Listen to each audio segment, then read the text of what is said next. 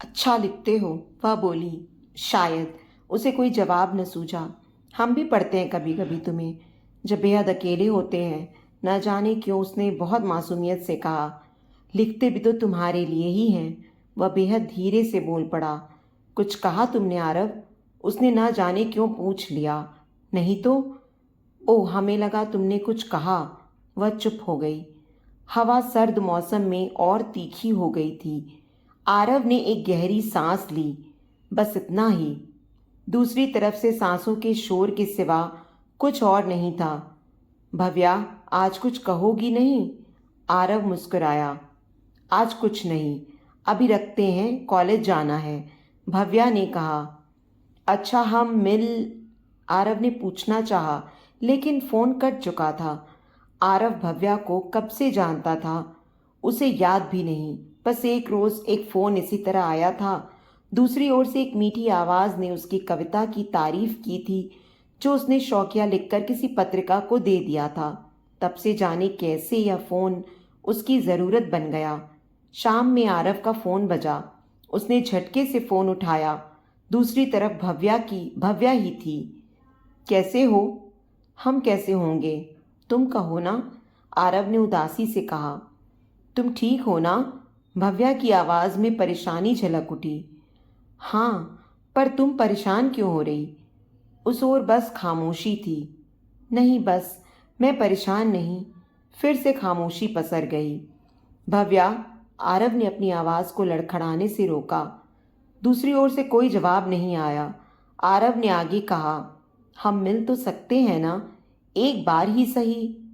दूसरी तरफ खामोशी ही रही। फिर कुछ पल बाद, आरव, मैं जानती हूँ हम लंबे समय से बात कर रहे हैं और फिर तुम मुझे। नहीं, मिलकर बात करते हैं। हम मिल सकते हैं 2 दिन बाद, रविवार को शाम 3 बजे। भव्या ने टुकड़ों में कई बातें कहीं। आरव के माथे पर शिकन उभर आई। कहाँ पर? जहां पर तुमने अपनी पहली कविता लिखी थी। फोन कट गया। आरव कुछ देर तक फोन अपने कान पर लगाए रहा और फिर रख कर बाहर चला गया।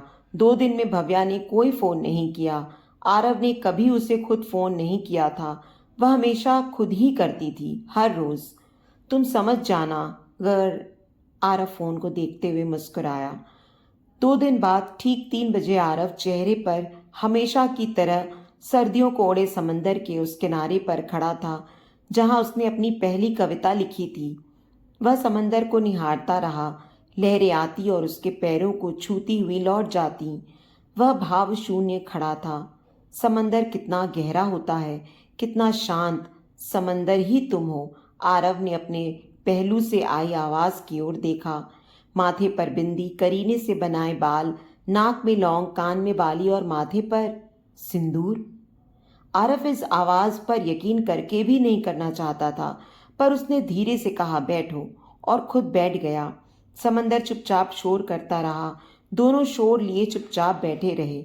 सूरज समंदर की ओर बढ़ चला। मैं जानती हूं तुम्हें मुझसे लगाव है, भव्या ने समंदर को दूर तक देखते हुए कहा। उसे प्रेम कहते हैं। आरव ने गहरी सांस ली। उसके सामने डूबता सूरज था। मेरी जिंदगी में इसकी कोई जगह नहीं है। जब फैसला करना था तब किया नहीं, अब करना चाहूं तो कर नहीं सकती हूँ। भव्या चुप हो गई। आरव ने महसूस किया उसके आंसू रेत में खो गए। प्रेम में चाह नहीं होता भव्या, बस काश होता है। हाँ, काश कि मैं तुम्हें पहले कह पाती। काश कि तुम मुझे सुन पाते।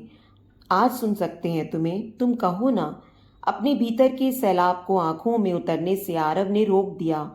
हाँ, तुम सुनोगे। मैं कहूंगी अपनी जिंदगी के हर हिस्से को, मगर आज नहीं। बस इतना जान लो, मैं कॉलेज पढ़ाने जाती हूँ, पढ़ने नहीं। भव्या ने मुस्कुराकर कहा और आंसू फिर से रेत पर टपके सूख गए। आरव ने उसकी ओर देखा। उसके सामने वह थी जो उससे कहीं बड़ी थी और उसका प्रेम थी जिसे वह कह नहीं सकता था। वह समझती थी पर जता नहीं सकती थी। तुम्हारी कविताओं की वह काल्पनिक नायिका कौन है आरव? भव्या ने रेत पर अपने पैरों के निशान छोड़ते हुए पूछा। अपने कदमों के साथ आगे बढ़ते हुए वह बस इतना ही कह पाया, तुम खूबसूरत हो भव्या। ये काला रंग भला कब खूबसूरत होने लगा और क्यों? भव्या ने जैसे अपने ही शब्दों का उपहास उड़ाया और ठहर गई। आरव ने उसका हाथ पकड़ रखा था। रंग आंखों में होता है भव्या। एक पल को वहां नीरवता फैल गई। हवा दोनों को सहलाती आगे बढ़ गई थी। तुम्हारी उम्र कितनी है? भव्या की उंगलियां आरव के चेहरे से फिसलती गईं। जितनी प्रेम की होती है। आरव ने उसका हाथ छोड़ दिया। समंदर का शोर आरव के भीतर पल रही खामोशी से कम ही था। वह जा चुकी थी। कुछ महीनों बाद आरव को एक खत मिला। एक कविता की कुछ पंक्तियां लिखी थीं। इस फूल के बिस्तर पर मसली जाती हूं हर रोज। तुम होते तो क्या प्रेम यही होता? काश कि होते तुम सुहाग मेरे हिस्से का। मिलन की एक आस में जीती जाती हूं हर रोज। इस फूल के बिस्तर पर मसली जाती हूं हर रोज। ये आरव की लिखी पहली कविता थी। बाकी पूरा पन्ना खाली था। बस नीचे कोने पर लिखा था भव्या। आरव ने अपनी कलम उठाई और उसके पहले लिखा तुम्हारी। लेकिन आंसुओं की बूंदों ने स्याही को मिटा दिया।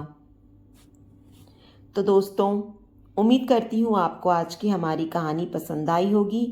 कहानी पसंद आई है तो वीडियो को लाइक और शेयर करें। चैनल पर नए हैं तो चैनल को सब्सक्राइब करें। और हाँ, नोटिफिकेशन बेल को ज़रूर दबाएं ताकि अगली अपडेट सबसे पहले आपको मिले।